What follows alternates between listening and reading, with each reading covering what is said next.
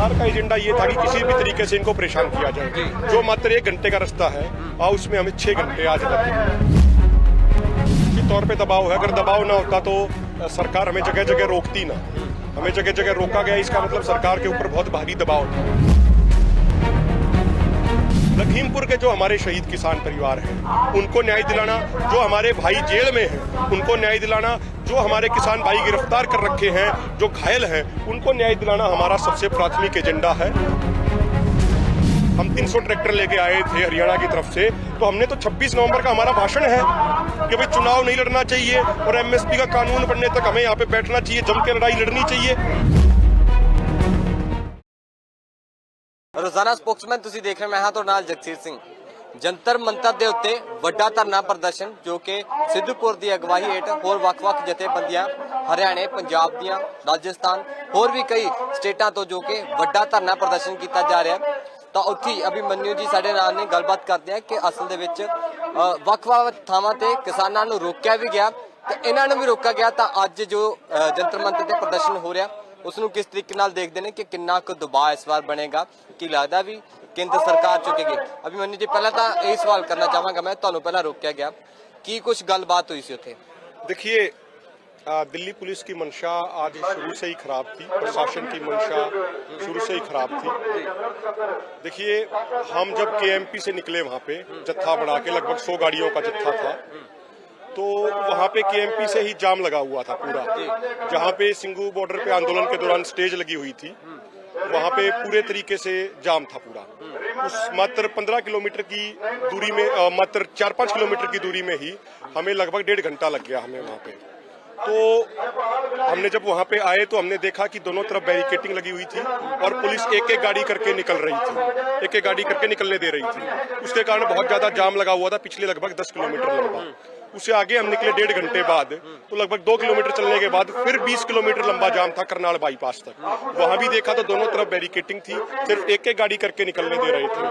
तो सरकार का एजेंडा ये था कि किसी भी तरीके से इनको परेशान किया जाए। जो मात्र 1 घंटे का रास्ता है उसमें हमें 6 घंटे आज लगे और कुछ जगह हमारे किसानों ने रोड जाम किया, रोड को बंद किया। उसके बाद पुलिस ने हमें वहाँ से निकलने दिया। क्या लगता है ये बहुत बड़ा आज धरना हो रहा है, वक्त जथेबंदियां हरियाणा, पंजाब, राजस्थान की जो आज पहुंची हैं, क्या लगता है पीएम साहब इसको देखेंगे और मानेंगे जो मांगे पहले वादे किए गए थे, एमएसपी गारंटी और बहुत सारी, क्या लगता है कुछ फर्क पड़ेगा?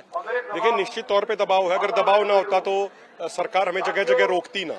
हमें जगह जगह रोका गया, इसका मतलब सरकार के ऊपर बहुत भारी दबाव था। सरकार की कोशिश ये थी कि भाई किसी तरीके से धरने को फेल किया जाए, लेकिन उसके बावजूद हजारों की संख्या में किसान दिल्ली पहुंचे।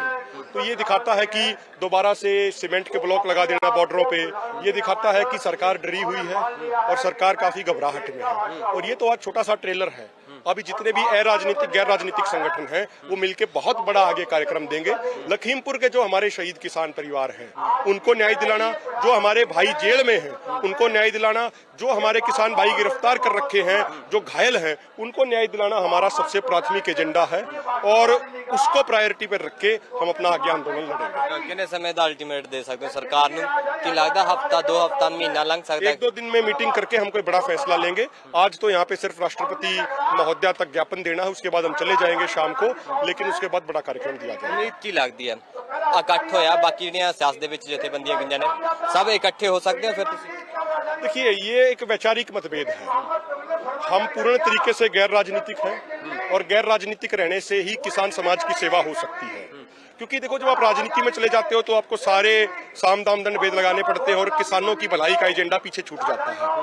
किसानों की भलाई का एजेंडा हमारे लिए सबसे प्राथमिकता पे है, इसलिए हम गैर राजनीतिक तरीके से आगे आंदोलन लड़ेंगे। जी, एक लास्ट सवाल, राजनीति में जो गए हैं वो कह रहे हैं हम लोगों को लड़ा के चले गए राजनीति में, भी हमने धक्के से इधर डाला गया, अब वो हमारे से हमारा तो ठीक कह रहे हैं वो, कुछ लोगों ने डाला, हमने नहीं डाला उनको राजनीति की तरफ। जिन लोगों ने डाला उनसे सवाल जवाब कीजिए ना। जो उस समय उनको बड़ी जिंदाबाद जिंदाबाद के नारे लगाते थे, उन्होंने चुनाव लड़वाया उनको। उनकी मंशा को चेक कीजिए, उनकी सोच क्या थी। हमने तो, आप हमारे पहले दिन से आप हमारे उठा के देख लीजिए, 26 नवंबर को जब आंदोलन चल रहा था, जब काफी पंजाबी कलाकार भी आए हुए थे, स्टेज पे बहुत बड़ा प्रोग्राम था, हम 300 ट्रैक्टर लेके आए थे हरियाणा की तरफ से, तो हमने तो 26 नवंबर का हमारा भाषण है कि भाई चुनाव नहीं लड़ना चाहिए और एमएसपी का कानून बनने तक हमें यहाँ पे बैठना चाहिए, जम के लड़ाई लड़नी चाहिए, हमारा तो भाषण है। हमने मीटिंगों में ये बात कही कि हमें उठकर नहीं जाना चाहिए, हमें गैर राजनीतिक रहना चाहिए। अब जिन्होंने उनको लड़ाया उनसे सवाल पूछिए, सवाल ये उनसे पूछा जाना चाहिए और उनकी मंशा को चेक किया जाना चाहिए। एक लास्ट सवाल, सिंगर की गल की, सिंगरां दी बहुत तो नजर आते कोई सिंगर ਜਾਂ हरियाणा के पंजाब के कोई सिंगर नजर आते हैं? देखिए, जब आंदोलन बड़ा हो जाएगा दोबारा से, सारे हमारे जितने कलाकार भाई हैं वो सब दोबारा से। बहुत शुक्रिया, अभिमन्यु साडे नाल सी। ਤਾਂ ਅੰਦੋਲਨ ਵੱਡਾ ਹੋਏਗਾ, ਕਲਾਕਾਰ ਵੀ ਸਾਡੇ ਨਾਲ ਹੋਣਗੇ, ਹੋਰ ਵੀ ਕਈ ਤਰ੍ਹਾਂ ਦੀਆਂ ਜਿਹੜੀਆਂ ਰਾਜਨੀਤੀ ਦੇ ਵਿੱਚ ਗਈਆਂ ਨੇ, ਉਹਨਾਂ ਉਹ ਸਵਾਲ ਦਾ ਜਵਾਬ ਦਿੰਦੇ ਨੇ ਕਿ ਸਾਨੂੰ ਧੱਕੇ ਦੇ ਨਾਲ ਵੜਿਆ ਗਿਆ। ਉੱਚੇ ਵੀ ਮੈਨੂੰ ਦਾ ਕਹਿਣਾ, ਇਹ ਸਵਾਲ ਉਹਨਾਂ ਨੂੰ ਕਰੋ ਜਿਨ੍ਹਾਂ ਨੇ ਉਹਨਾਂ ਨੂੰ ਪਾਇਆ ਉਸ ਪਾਸੇ ਰਾਹ ਦੇ, ਉਸ ਰਾਹ ਦੇ ਉੱਤੇ ਪਾਇਆ। ਪਰ ਇਹ ਵੀਡੀਓ ਤੁਹਾਡੇ ਨਾਲ ਸਾਂਝੀ ਕੀਤੀ ਹੈ ਤਾਂ ਜੋ ਕੁਝ ਦਿੱਲੀ ਦੇ ਵਿੱਚ ਹੋ ਰਿਹਾ, ਜੰਤਰ ਮੰਤਰ ਦੇ ਹੋ ਰਿਹਾ, ਤਾਂ ਕੁਝ ਇੱਕ ਸਮੇਂ ਤੱਕ ਐਸਡੀਐਮ ਆਉਣਗੇ, ਵਿਗਿਆਪਨ ਜਿਹੜਾ ਲੈ ਕੇ ਚੱਲ ਜਾਣਗੇ, ਉਸ ਦੇ ਵਿੱਚ ਮੰਗ ਪੱਤਰ ਦੇ ਵਿੱਚ ਜੋ ਕੁਝ ਹੋਏਗਾ ਉਹ ਵੀ ਤੁਹਾਡੇ ਨਾਲ ਸਾਂਝਾ ਕਰਾਂਗੇ। ਕੈਮਰਾ ਸਹਿਯੋਗੀ ਅਮਨਦੀਪ ਸਿੰਘ, ਧੰਨਵਾਦ।